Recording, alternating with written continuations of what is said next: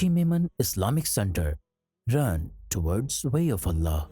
الحمد لله وحده والصلاة والسلام على من لا نبي بعد اما بعد فاعوذ بالله من الشیطان الرجیم بسم اللہ الرحمن الرحیم.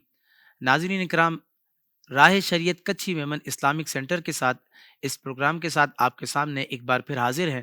رمضان المبارک کی مبارک ساعتیں ہیں کہ جو ہمارے درمیان جلوہ گر ہیں، اور یہ مہینہ اپنی برکتیں، اپنی وسعتیں، اپنی تجلیات جو ہے وہ ہم پر برسا رہا ہے. اللہ کی بارگاہ میں دعا گو ہوں کہ رب تبارک و تعالی یہ برکات ہم تمام کو حقیقی معنوں میں نصیب فرمائیں، ہمارے مرحومین کو بھی نصیب فرمائیں. آپ جانتے ہیں کہ اس پروگرام میں ہمارے سامنے جو ہے وہ شرعی سوالات ہوتے ہیں. ہم آپ کے سامنے اس کے جوابات جو ہے وہ تفصیلی مدلل انداز میں پیش کرتے ہیں. بالکل اسی طرح آج کی نشست میں بھی ہمارے سامنے سوالات ہیں. ہم بڑھتے ہیں سوالات اور اس کے جوابات کی طرف. سب سے پہلا سوال ہماری اسکرین پر موجود ہے. پوچھا یہ گیا کہ حضرت عید الفطر کا دن قریب قریب ہے، تو عید الفطر کے دن کے بھی فضائل کیا احادیث کریمہ میں وارد ہیں یا نہیں؟ یاد رکھیں کہ عید الفطر کا دن یہ بابرکت دن ہے. علماء اکرام نے بابرکت راتوں میں سے عید کی راتوں کو جو ہے وہ شمار کیا ہے. حضرت سیدنا معاذ بن جبل رضی اللہ تعالیٰ عنہ سے روایت ہے. آپ فرماتے ہیں کہ سرکار کریم علیہ الصلوۃ والسلام نے ارشاد فرمایا کہ جو 5 راتوں میں شب بیداری کرے تو اللہ تبارک و تعالی اس کو جنت عطا فرماتا ہے، یعنی اس کے لیے جنت واجب ہو جاتی ہے. ذی الحجہ کی جو کہ وہ 8ویں 9ویں اور 10ویں رات، یعنی ان تینوں راتوں میں جو اللہ تبارک و تعالیٰ کی عبادت کرے تو اللہ تبارک و تعالیٰ جو ہے اس کے لیے جنت کو واجب فرما دیتا ہے.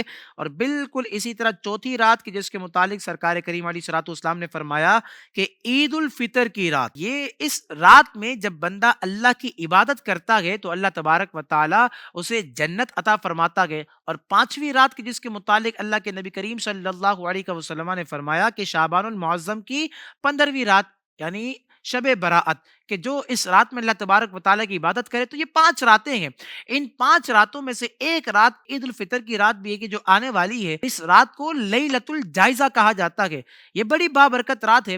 اس کو بھی فضولیات میں جو کہ وہ آپ نہ گزاریے گا. یہ جو کہ مانگنے کی رات ہے، اور اس رات میں اللہ تبارک و تعالیٰ جو کہ اپنے بندوں پر اپنا خصوصی کرم اور اپنی خصوصی رحمتوں کا نزول فرماتا ہے. سرکار کریم علیہ الصلوۃ والسلام ارشاد فرماتے ہیں جس نے عیدین کی رات، یعنی عید الفطر اور عید الاضحیٰ کی رات جو کہ طلب ثواب کے لیے قیام کیا، تو اس دن اس کا دل نہیں مرے گا جس دن لوگوں کے دل مر جائیں گے. تو یہ دیکھیں آپ، اس کی فضیلت ہے. تو اس رات میں عقل مند شخص وہ ہے کہ جو اس رات میں طلب ثواب کے لیے قیام کرے، اللہ تبارک و تعالیٰ کو راضی کرے، اور راضی کر کے جو کہ اپنے دامن میں جو کہ وہ برکتیں سمیٹے، اور جو کہ اللہ تبارک و تعالیٰ پھر ایسے شخص کو جنت بھی عطا فرماتا ہے. بالکل اسی طرح عید کا دن بھی بابرکت دن ہے، اور بابرکت دنوں میں سے عید کا دن جو کہ بڑا اہم ہے. اور اس کے متعلق بھی جو کہ فضیلتیں ہیں سرکار کریم علیہ الصلوۃ والسلام نے ارشاد فرمائی ہیں. حضرت سیدنا عبداللہ بن عباس رضی اللہ تعالی عنہما سے روایت ہے کہ سرکار کریم علیہ الصلوۃ والسلام نے ارشاد فرمایا جب عید الفطر کی رات تشریف لاتی ہے تو اس رات کو تو لیلۃ الجائزہ کہا جاتا ہے. لیلۃ الجائزہ یعنی کہ انعام کی رات. جب عید کی صبح ہوتی ہے تو اللہ تبارک و تعالیٰ اپنے معصوم فرشتوں کو تمام شہروں میں بھیجتا ہے. اب چنانچہ وہ فرشتے جو کہ زمین پر تشریف لا کر سب گلیوں میں، راہوں کے سروں پر کھڑے ہو جاتے ہیں، اور اس طرح فرشتے ندا کرتے ہیں کہ اے امت محمد صلی اللہ علیہ وسلم، اس رب کریم کی بارگاہ کی طرف چلو جو بہت زیادہ عطا کرنے والا ہے اور بڑے بڑے گناہوں کو جو کہ وہ معاف فرمانے والا ہے. پھر اللہ تبارک و تعالیٰ اپنے بندوں کی طرف یوں خطاب ارشاد فرماتا ہے، مخاطب ہوتے ہوئے اللہ تبارک و تعالیٰ جو کہ وہ اپنے بندوں سے ارشاد فرماتا ہے کہ اے میرے بندو، مانگو کیا مانگتے ہو. میری عزت و جلال کی قسم ہے کہ آج کے روز یعنی نماز عید کے اس اجتماع میں اپنی آخرت میں جو سوال کرو گے میں وہ پورا کروں گا. کہ جو تم دنیا کے بارے میں مانگو گے میں تمہیں جو کہ تمہاری طرف بھلائی کی نظر فرماؤں گا، یعنی میں تمہارے معاملے میں بہتری والا معاملہ فرماؤں گا. سرکار کریم علیہ الصلوۃ والسلام فرماتے رب تبارک و تعالیٰ فرماتا ہے میری عزت و جلال کی قسم، جب تک تم میرا لحاظ رکھو گے میں بھی تمہاری خطاؤں کی جو ہے پردہ پوشی فرماؤں گا.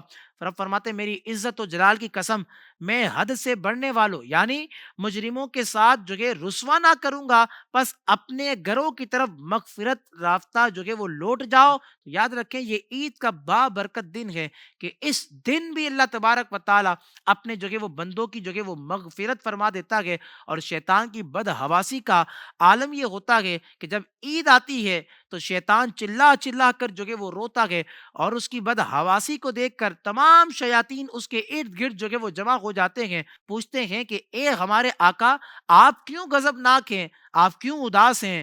تو شیطان کہتا ہے کہ ہائے افسوس آئے افسوس، آج کے دن اللہ تبارک و تعالی نے امت مصطفیٰ کو جو کہ وہ بخش دیا ہے، لہٰذا تم انہیں جو کہ لذات اور نفسانی خواہشات میں مشغول کر دو۔ تو عید الفطر کے دن جو کہ شیطان کی بدحواسی بڑی عروج پر ہوتی ہے۔ تو ناظرین اکرام، شیطان جو کہ اپنے جو کہ وہ چیلوں میں یہ اعلان کرتا ہے کہ تم انہیں لذات اور نفسانی خواہشات میں مشغول کر دو۔ تو لہٰذا عید کا بابرکت دن ہے، اس کو بھی فضولیات میں گزارنا نہیں، اس کو بھی جو کہ فضول گوئی میں نہ گزاریے گا۔ یاد رکھیں ہمارے بزرگان عید کا دن کیا نئے کپڑوں کے پہننے کا نام عید ہے؟ علماء نے کہا کہ نئے کپڑا پہن لینا اس کا نام عید نہیں ہے، بلکہ جس سے رب راضی ہو جائے اس کے لیے ہر دن پھر عید کا دن ہوتا ہے۔ غوث اعظم رضی اللہ تعالیٰ عنہ کے متعلق جو کہ ایک مقام پر پڑھا، غوث اعظم رضی اللہ تعالیٰ عنہ فرماتے ہیں کہ لوگ کہہ رہے ہیں کہ کل عید ہے کل عید ہے، حالانکہ میرے لیے عید کا دن تو وہ ہوگا کہ جب میں اپنے ایمان کو سلامت لے کر اس دنیا سے جاؤں۔ تو یہ دیکھیں بزرگان دین کا انداز ہے کہ وہ جو کہ عید کے دن کو بھی کس انداز میں جو کہ وہ سیلیبریٹ کیا کرتے تھے، کس انداز میں جو کہ وہ عید کے دن کو جو کہ وہ گزارا کرتے تھے۔ تو پیارے دوستو، عید کے دن اللہ تبارک و تعالیٰ اپنی خاص رحمتوں کا نزول فرماتا ہے۔ تو جو شخص چاہتا ہے کہ اس نعمتوں میں سے، اس رحمتوں میں سے جو کہ وہ حصے پائے، تو لہٰذا اس دن بھی رب تبارک و تعالیٰ کی عبادت کریں اور رب تبارک و تعالیٰ کو راضی کرنے کی بھرپور جو کہ اس دن بھی کوشش کریں۔ اسی طرح ایک اور سوال ہماری اسکرین پہ موجود ہے، پوچھا یہ گیا کہ حضرت اس متعلق رہنمائی فرمائیں کہ کیا عید کے دن کا کوئی خاص وظیفہ ہے؟ مکاشفت القلوب میں یہ بات موجود ہے کہ جو شخص عید کے دن 300 مرتبہ سبحان اللہ و بحمدہ پڑھے اور پھر اس کا ثواب جو کہ اپنے فوت شدہ مسلمانوں کی ارواح کو اس کا ایصال کرے، تو اللہ تبارک و تعالی ہر مسلمان کی قبر میں 1000 انوار کو داخل فرمائے گا۔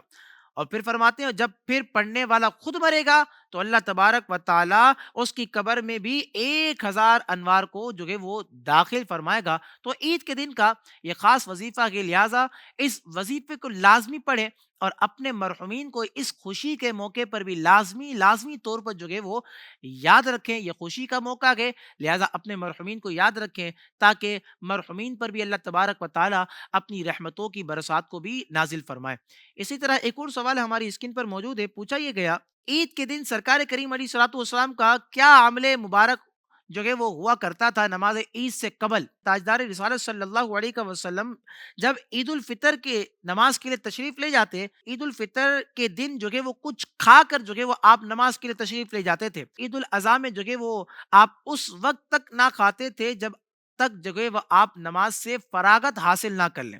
بخاری شریف کی ایک روایت ہے، سیدنا انس رضی اللہ تعالیٰ عنہ اس کے راوی ہیں، فرماتے ہیں کہ سرکار کریم علیہ الصلوۃ والسلام عید الفطر کے دن یعنی نماز عید کے لیے تشریف نہ لائے جاتے جب تک کہ چند کھجوریں جو کہ وہ آپ تناول نہ فرماتے، اور وہ کھجوریں جو کہ وہ طاق عدد ہوا کرتی، یعنی 1، 3، اسی طرح 5، 7 طاق عدد میں جو کہ کھجوروں کو سرکار کریم علیہ الصلوۃ والسلام تناول فرمایا کرتے تھے۔ یہ آقا کریم علیہ الصلوۃ والسلام کا عمل مبارک تھا۔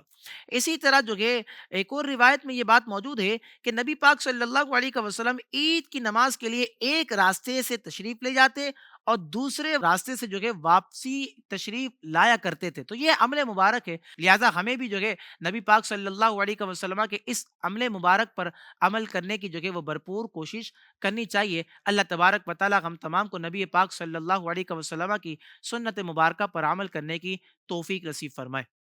اسی طرح ایک اور سوال ہماری اسکرین پر موجود ہے، پوچھا یہ گیا کہ سنت مؤکدہ اور سنت غیر مؤکدہ کی ادائیگی میں کیا فرق ہے؟ یاد رکھیں علماء نے لکھا کہ جمعے کی 4 رکعت سنت قبلیہ اور بعدیہ اور یوں ہی نماز ظہر کی 4 رکعت سنت قبلیہ یعنی جو فرض سے پہلے پڑھی جاتی ہے، یہ بھی سنت مؤکدہ کے۔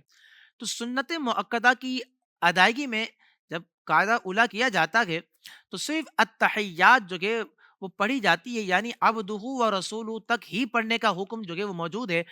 یوں ہی تیسری رکعت کے شروع میں جو کہ سنت مؤکدہ میں ثنا بھی نہیں پڑھی جائے گی۔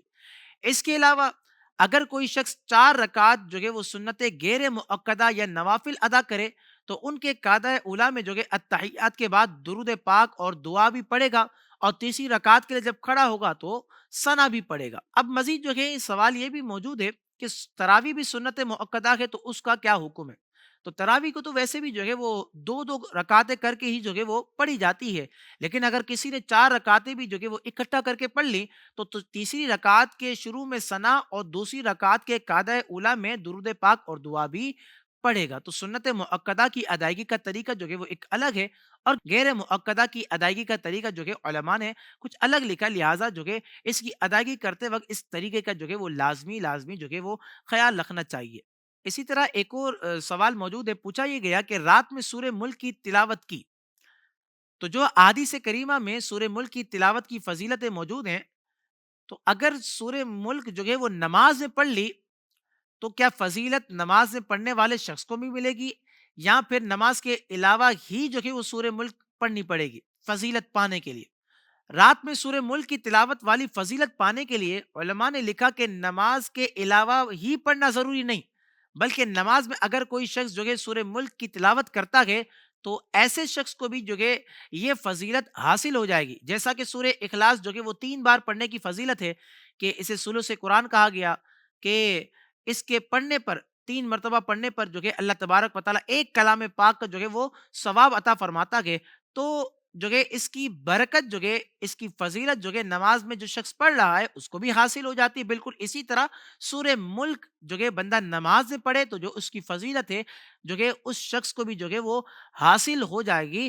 اب جب حدیث مبارکہ میں جو اس کی فضیلت موجود ہے تو اس کی فضیلت کے حصول کے تلاوت کے لیے جو کہ سرکار کریم علیہ الصلوۃ والسلام نے کوئی خاص کیفیت یا کوئی خاص صورت کو بیان نہیں فرمایا کہ اس طرح پڑھی جائے گی تو فضیلت ملے گی، اس طرح پڑھو گے تو فضیلت ملے گی، بلکہ مطلقاً کسی خاص طریقے کی قید کے بغیر ہی سرکار کریم علیہ الصلوۃ والسلام نے فضیلت کو ارشاد فرمایا ہے کہ رات میں سورہ ملک جو ہے وہ پڑھنے والے شخص کو فضیلت یہ حاصل ہوگی کہ اس کو عذاب قبر سے جو ہے وہ امان نصیب ہو جائے گا۔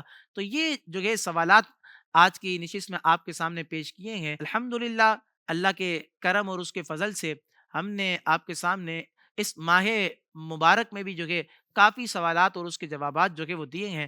آپ دعا کریں کہ اللہ تبارک و تعالیٰ ہمارے اس سعی کو اپنی پاک بارگاہ میں قبول فرمائے، اور ہماری ٹیم کو اللہ تبارک و تعالیٰ مزید ہمت و طاقت عطا فرمائے۔ آپ سے اجازت چاہتے ہیں، اپنا خیال رکھیے گا، دعاؤں میں خاص یاد رکھیے گا۔ السلام علیکم ورحمۃ اللہ وبرکاتہ۔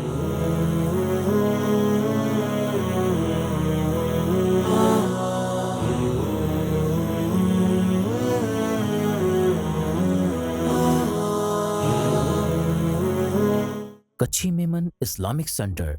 Run towards way of Allah.